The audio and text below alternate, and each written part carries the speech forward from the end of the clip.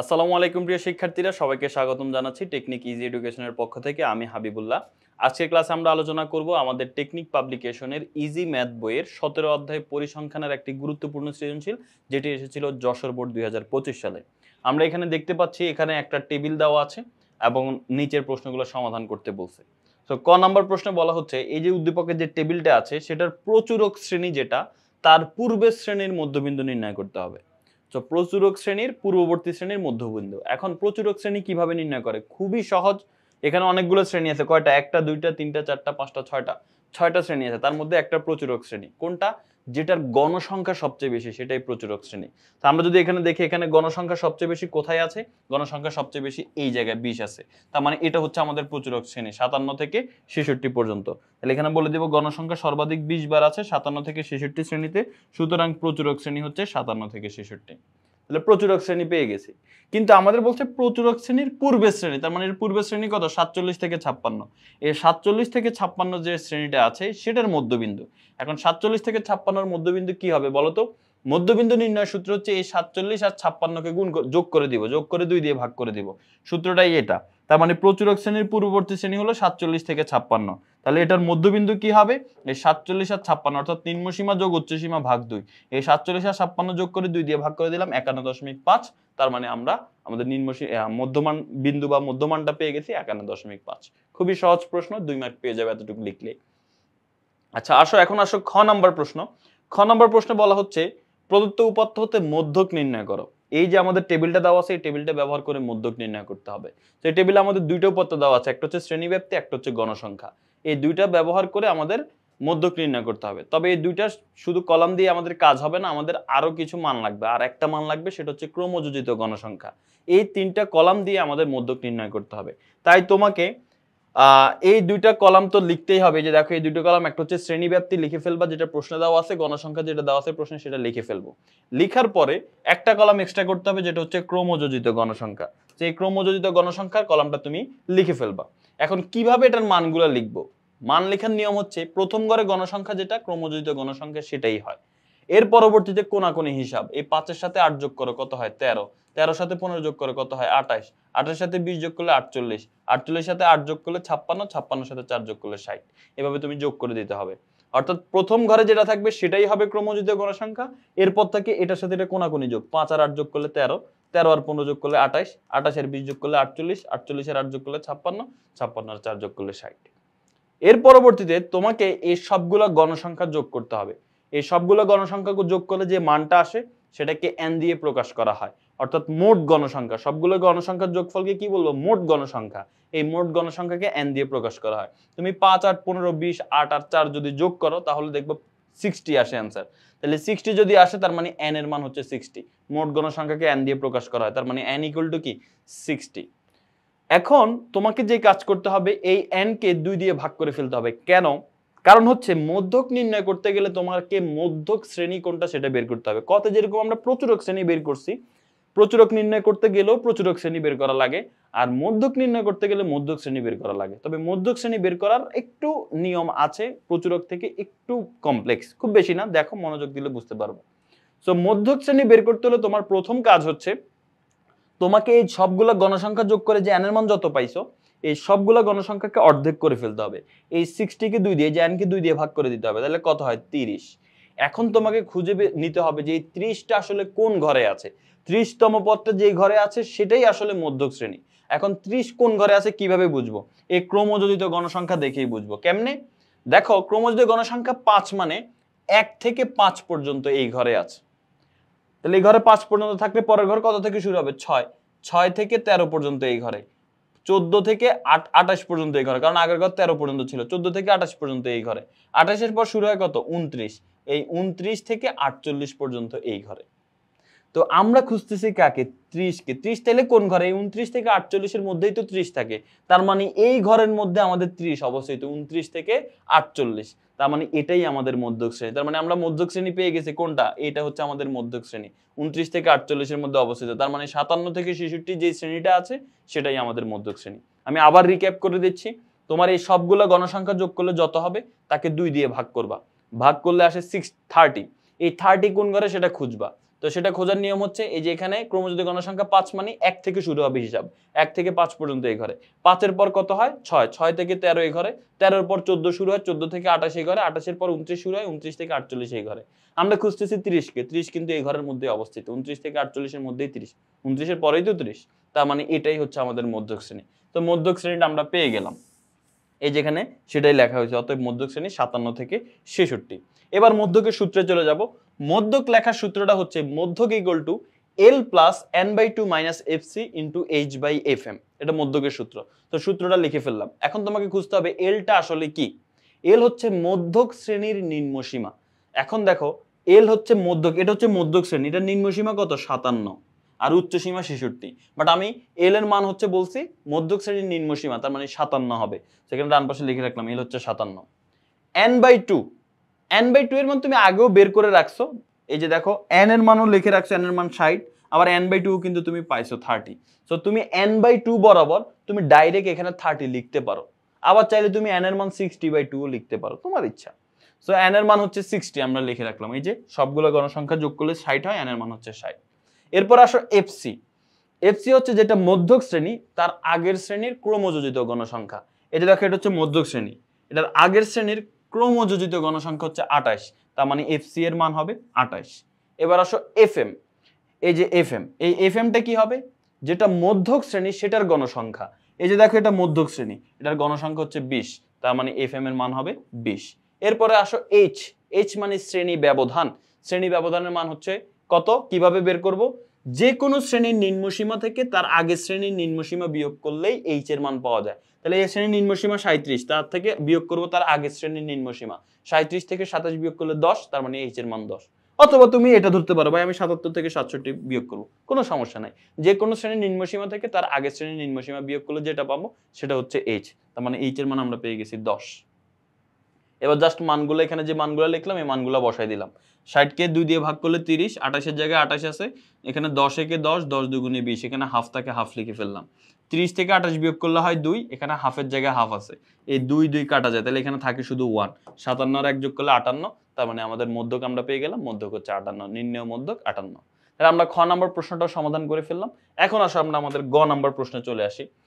গ নম্বর প্রশ্নে বলা আছে বিবরণ সহ প্রদত্ত উপাত্তের গণসংখ্যা বহুভুজ অঙ্কন করো। গ নম্বর প্রশ্ন নরমালি একটা গ্রাফই থাকে, গ্রাফ আমাদের তিনটে আছে 17 অধ্যায়, গণসংখ্যা বহুভুজ, অজীব রেখা, আয়তলেখ, এই তিনটের মধ্যে থেকে যে কোনো একটা আসবে। তাহলে এখানে আমাদের প্রশ্নে বলা আছে গণসংখ্যা বহুভুজ, তাহলে এখন এই টেবিল থেকে আমাদের গণসংখ্যা বহুভুজ নির্ণয় করতে হবে।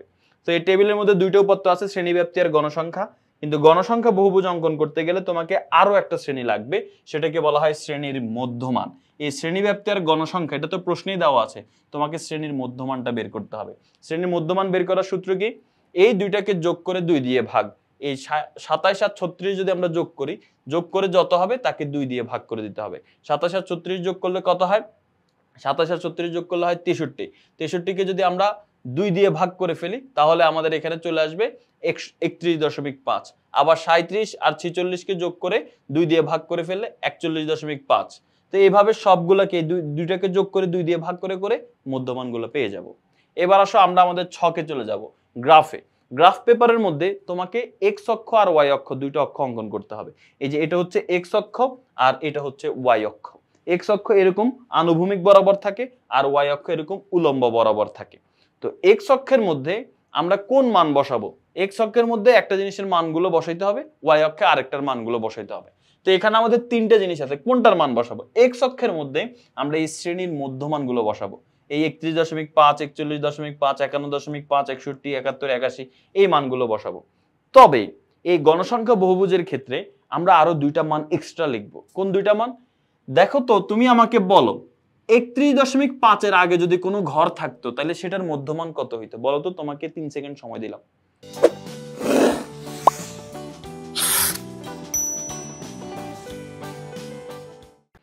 3 2 1 টাইম আপ। কত বলছো বলো তো, 21.5 বলছো না? হ্যাঁ আমি জানি এটাই বলছো, কেন, কারণ আমরা দেখতে পাচ্ছি 10 10 করে কমতেছে, এই যে 51 পরে 41.5, তারপর 10 কম 31.5, তাহলে উপরেরটা কত হবে, স্বাভাবিক জিনিস 21.5। আবার নিচের গুলো দেখো 10 করে বাড়তেছে, 10 10 করে বাড়তেছে, 81 পরে কত হবে 91.5। এই দুইটা মান তোমার লাগবে, একদম প্রথম শ্রেণীর আগেরটা আর শেষ শ্রেণীর পরেরটা, 21.5 আর 91.5। তাহলে এখন আমরা এক্স অক্ষ বরাবর যে মানগুলো লিখবো সেটা এই 21.5 থেকে লেখা শুরু করবো, 91.5 শেষ করব। এখন তুমি দেখো এখানে গ্যাপ কত, 21.5 থেকে 31.5 এর গ্যাপ 10 10 10 করে বাড়তেছে। তাহলে প্রথমে তুমি কিছু ঘর গ্যাপ রেখে 5-7 ঘর বা 10 ঘর গ্যাপ রেখে একটা বিন্দুতে এইখানে তুমি লিখবা, প্রথমে এই 21.5 লিখবা। এরপরে 10 ঘর পরে আমরা 31.5 লিখবো। এই যে 10 ঘর পরে, কিন্তু এখানে তো ভাই 5 ঘর পরে 31.5 লিখে ফেলছে, কারণ আমাদের এখানে জায়গা হবে না। তুমি যদি 10 ঘর পর পর লিখতে যাও তাহলে 91.5 তোমার এই যে আমি যেরকম ফ্রেমের বাইরে চলে গেলাম ঠিক সেম ভাবে তোমার গ্রাফটাও ফ্রেমের বাইরে চলে যাবে। তো সেজন্য আমরা ফ্রেমের মধ্যেই রাখার জন্য, খাতার মধ্যেই রাখার জন্য আমরা এখানে এক ঘরকে 2 2 করে হিসাব করব। তো এক ঘরকে 2 2 করে হিসাব করা মানে এই 21.5 এর পরে এক ঘর গেলে সেটার 22.5 হবে না, সেটা 23.5 হয়ে যাবে। আরেক ঘর গেলে সেটা 25.5 হয়ে যাবে, 2 2 করে বাড়বে। তার মানে 5 ঘর গেলেই সেটা 10 ঘর বেড়ে যাবে। 21.5 থেকে সেটা কত হয়ে যাবে? 31.5। এই যে 31.5 হয়ে গেছে। আবার 10 ঘর বাড়লে সেটা 41.5 হয়ে যাবে। 10 ঘর বাড়লে সেটা 51.5 হয়ে যাবে। 10 ঘর বাড়লে 61.5 হয়ে যাবে। এইভাবে কত পর্যন্ত আমরা লিখবো? সরি, 5 ঘর বাড়লেই 61.5, 5 ঘর বাড়লেই 71.5, কারণ 5 ঘর বাড়া মানেই 10 ঘর চলে যাবে, কারণ আমরা এক ঘরকে 2 2 করে হিসাব করতেছি। এরকম আমরা 91.5 পর্যন্ত আমরা লিখবো। এই যে 91.5 পর্যন্ত আমরা বিন্দুগুলো দিব, দিলাম। এবার আসো ওয়াই অক্ষে। ওয়াই অক্ষে আমরা কি বসাবো? ওয়াই অক্ষে বসাবো আমরা গণসংখ্যা। আমরা এখানে দেখতে পাচ্ছি আমাদের গণসংখ্যা সর্বোচ্চ 20 পর্যন্ত আছে, তার মানে আমরা এখানে 20 পর্যন্ত লিখবো। তবে লেখার নিয়ম কি এরকম হবে যে প্রথমে 5 এ বিন্দু দিব, তারপর 8 এ বিন্দু দিব, তারপর 15 তে দিব, তারপর 20 এ দিব, আবার 8 এ দিব, আবার 4 এ দিব? না, এখানে তুমি দেখবে সর্বোচ্চ গণসংখ্যা কত? 20। 20 হলে এবার তুমি 5 ঘর করে করে বিন্দু দিবা। তাহলে দেখো এটা তো শূন্য, শূন্যের পরে এই 5 ঘর পরে কিন্তু এখানে 5 হয়ে যেত। এই যে এই জায়গায় কিন্তু আমরা 5 দিয়ে দিতাম, আবার 5 ঘর পরে এখানে 10 দিতাম। কিন্তু এখানে একটা কাহিনী আর তোমরা দেখতে পাচ্ছ যে 5 ঘর পরে 5 না দিয়ে 10 ঘর পরে 5 দিছে। এটা কোনো কথা? বরং আমরা এক ঘরকে 2 করে হিসাব করতাম, কিন্তু এখানে 2 ঘরকে 1 করে হিসাব করতেছে। 10 ঘর পরে গিয়ে 5 লিখছে, এটা কোনো কথা? হ্যাঁ, এটা কথা। কেন? কারণ এখানে 5 ঘর পরে যদি 5 লিখতো তাহলে 20 আমাদের এখানে শেষ হয়ে যেত। দেখো গ্রাফটা কেমন চ্যাপ্টা হয়ে যেত, দেখতে সুন্দর দেখাইতো না। তো দেখতে সুন্দর দেখানোর জন্য যেন এক্স অক্ষে যতটুকু জায়গা নিছে ওয়াই অক্ষ যেন অতটুকু জায়গা নেয়, ওইরকম হাইট যেন হয়, সেজন্য আমরা এখানে এক ঘরকে এক ধরে না, 2 ঘর গেলে এক হিসাব করছি। অর্থাৎ দেখো 2 ঘর গেলে আমরা এক হিসাব করতেছি। এই যে 2 ঘর গেলে এখানে হচ্ছে 1, এখানে আবার 2 ঘর গেলে হবে 2, আবার আরো 2 ঘর গেলে হবে 3, আরো 2 ঘর গেলে হবে 4, আরো 2 ঘর গেলে হবে 5। মানে প্রতি 2 ঘর পর পর এক এক করে হিসাব করছে। আর এখানে প্রতি এক ঘরকে 2 করে হিসাব করছে। অর্থাৎ এখানে এক ঘরকে 2 2 করে হিসাব করছে, আর এখানে 2 ঘরকে এক এক করে হিসাব করছে। বুঝতে পারছো? ওকে, তারপরে আবার তাহলে 10 ঘর উপরে উঠলে আবার আরো 5 বাড়বে। 10 ঘর উঠলে কত বাড়বে? 5 বাড়বে, কারণ এক ঘরকে 2 ঘরকে এক এক করে ধরছে। আবার 10 ঘর উপরে উঠলে আবার 5 বাড়বে, 10 থেকে 15 হবে, এরকম 20 পর্যন্ত লিখবো, কারণ আমাদের সর্বোচ্চ মান 20। আচ্ছা, এবার আসো মান বসানো শুরু হবে। 21.5 বরাবর কোনো মান নাই, 21.5 বরাবর মান বসাবো না। মান বসানো শুরু হবে 31.5 থেকে। তো 31.5 বরাবর গণসংখ্যা কত? 5। তার মানে 31.5 বরাবর তুমি 5 ঘর উপরে বিন্দু দিতে হবে। এখন তুমি যদি মনে করো যে 5 ঘর উপর মানে আমি এই যে এখানে বিন্দু দিয়ে দিব, তাহলে কিন্তু হবে না। কেন? কারণ তুমি ওয়াই অক্ষে 5 ঘর মানে 10 ঘর উপরে উঠতে হবে। এই যে দেখো তুমি 5 ঘর কিন্তু দিয়েছো 10 ঘর উপরে, 2 ঘরকে এক এক ধরে, তার মানে এই যে 10 ঘর উপরে এটা হচ্ছে তোমার 5। তারপরে হচ্ছে 41.5 বরাবর 8 ঘর উপরে, এই যে 41.5 বরাবর 8 ঘর মানে 16 ঘর উপরে বিন্দু দিতে হবে। তার পরবর্তীতে হচ্ছে 51.5 বরাবর 15 ঘর, 15 ঘর মানে কত? 30 ঘর উপরে উঠতে হবে। এই 51.5 বরাবর এই 30 ঘর উপরে উঠতে হবে, তাহলে সেটা 15 হবে। এরপরটা হচ্ছে 20 মানে 40 ঘর উপরে উঠতে হবে, এই যে 40 ঘর উপরে বিন্দু দিবা। এরপর এখানে যে হিসাব করে এই বিন্দুগুলা সর্বশেষ 81.5 বরাবর 4 ঘর উপরে বিন্দু, 4 ঘর মানে 8 ঘর উপরে বিন্দু দিতে হবে, কারণ প্রত্যেক ঘরকে আমরা প্রতি 2 ঘরকে এক এক করে ধরছি, মানে এক যাইতে হইলে তোমাকে 2 ঘর উপরে উঠতে হবে। যাই হোক, এখন আমরা গ্রাফটা অঙ্কন করব। কিভাবে? এই বিন্দুগুলোকে স্কেল দিয়ে যোগ করে দিবা, ঠিক আছে? এইভাবে এদেরকে যোগ করে দিবা, তাহলে যোগ হয়ে গেল। কিন্তু কথা হচ্ছে গ্রাফ কি শেষ হয়েছে? না, কারণ এই গ্রাফকে তোমাকে এক্স অক্ষের সাথে মিলাইতে হবে। আর গ্রাফকে এক্স অক্ষের সাথে মিলাইতে হলে তোমাকে এই যে এটাকে ওই যে আগে 21.5 একটা বিন্দু নিলা, এটার সাথে এইভাবে সোজা দাগ, এরকম ডট দেওয়ার দরকার নেই, সোজা দাগ দিয়ে ফেলবা, সমস্যা নাই। এই যে এখানে এরকম সোজা দাগ দিয়ে ফেলবা, তাহলেই আমাদের গ্রাফটা হয়ে গেল। কিন্তু একটা ঝামেলা আছে, সেটা হচ্ছে দেখো এই যে বিন্দুটা, এই বিন্দুটা হচ্ছে ও, মানে হচ্ছে জিরো, জিরো থেকে আর এই বিন্দু মূল বিন্দু বলা হয়, এটা হচ্ছে জিরো। এই জিরোটা তুমি যদি খেয়াল করো, এই জিরোটা আর এই যে বিন্দুটা 21.5, এই এতটুকুর মধ্যে কি আসলে 21টা ঘর আছে? নাই তো। আমরা এখানে এক ঘরকে 2 করে হিসাব করলো 5 ঘর, যেহেতু তাহলে 10 ঘর আছে, কিন্তু এখানে 21 ঘর তো নাই, এত ঘর তো নাই, কিন্তু আমরা তো লিখছি এত ঘর। তো সেই জন্য তোমাকে এখানে এইরকম একটা এই ছেদ চিহ্ন বা হচ্ছে ভাঙা চিহ্ন দিয়ে দিতে হবে। এটা দিয়ে বোঝায় যে এই ভাঙার ভিতরে বাকিগুলো হারাই গেছে, বুঝতে পারছো? তো এই ভাঙা চিহ্নটা তোমাকে দিতে হবে। আর পাশাপাশি বলে দিতে হবে এক্স অক্ষের শ্রেণী মধ্যমান ধরছো সেটা লিখে দিতে হবে, ওয়াই অক্ষে গণসংখ্যা ধরছো সেটা গ্রাফের সাথে লিখে দিতে হবে। এবং তুমি যে এখানে এক ঘরকে 2 করে করে ধরছো, আবার এখানে 2 ঘরকে যে 1 করে করে ধরছো, এটা কিন্তু বলে দিতে হবে। সেখানে বলে দিলাম ছক কাগজে এক্স অক্ষ বরাবর প্রতি ক্ষুদ্রতম বর্গ ঘরকে 2 একক। এখানে এক ঘর গেলেই 2 করে হিসাব করতাম, প্রতি ক্ষুদ্র অর্থাৎ প্রত্যেকটা ঘরকে 2 2 করে হিসাব করে আমরা কি বসেছি? শ্রেণীর মধ্যমান বসেছি। আবার ওয়াই অক্ষ বরাবর এখানে প্রতি হবে না, এখানে হবে প্রতি ক্ষুদ্রতম 2 বর্গ ঘরকে, ঠিক আছে? এখানে 2 বর্গ ঘর লিখবা। এখানে লিখবে কি? ওয়াই অক্ষ বরাবর প্রতি ক্ষুদ্রতম, এখানে একটু মিস্টেক আছে তোমরা ঠিক করে নাও, ওয়াই অক্ষ বরাবর প্রতি ক্ষুদ্রতম 2 বর্গ ঘরকে, এই যে দেখো 2 ঘর উঠলে আমরা 1 করে হিসাব করতাম। এই যে দেখো এখানে যদি তুমি ভালো করে দেখো 2 ঘর হইলে আমরা 1, 10 ঘর হইছে 5 লিখছি, তার মানে 2 ঘরকে প্রত্যেকটা 2 ঘর মিলে 1 করে হিসাব হয়েছে। তো প্রতি ক্ষুদ্রতম 2 বর্গ ঘরকে 1 একক ধরে গণসংখ্যা বসিয়ে আমরা এই বরাবর কি বসাইছি? গণসংখ্যা বসিয়ে আমরা বহুভুজ অঙ্কন করেছি। এখন আসো আবার আরেকটা কাজ কি করেছি, এই মূল বিন্দু থেকে এই 21.5 পর্যন্ত বিন্দুগুলো মানগুলো বোঝানোর জন্য আমরা এখানে ছেদ চিহ্ন ব্যবহার করছি। তো সেটাও তোমাকে বলে দিতে হবে। এই যে দেখো এখানে আমরা কিন্তু এটা বলে দিছি, এই যে এই জায়গায় কিন্তু তোমাকে সেটা বলে দিতে হবে। এই মূল বিন্দু হতে 21.5 পর্যন্ত ঘরগুলোকে বোঝানোর জন্য আমাদের ভাঙা চিহ্ন ব্যবহার করা হয়েছে। তাহলে আমাদের গ্রাফটা হয়ে গেল। তো আশা করি সবাই বুঝতে পেরেছো। তো সবাই ভালোভাবে প্রিপারেশন নাও। যারা ইজি ম্যাথ বই সংগ্রহ করেছো আশা করি প্রিপারেশন ভালো হচ্ছে। যারা এখনো সংগ্রহ করে নাও, তোমার জন্য সেরা একটা বই হতে চলেছে, তোমার সহায়ক বই। তো নিজে সংগ্রহ করে এবং তোমার পরিচিত যারা আছে তাদেরকেও বলো যে এটা সংগ্রহ করে নিতে, তাহলে তোমাদের জন্যই সবচেয়ে ভালো হবে। সবাই ভালো থাকো, সুস্থ থাকো, আল্লাহ হাফেজ।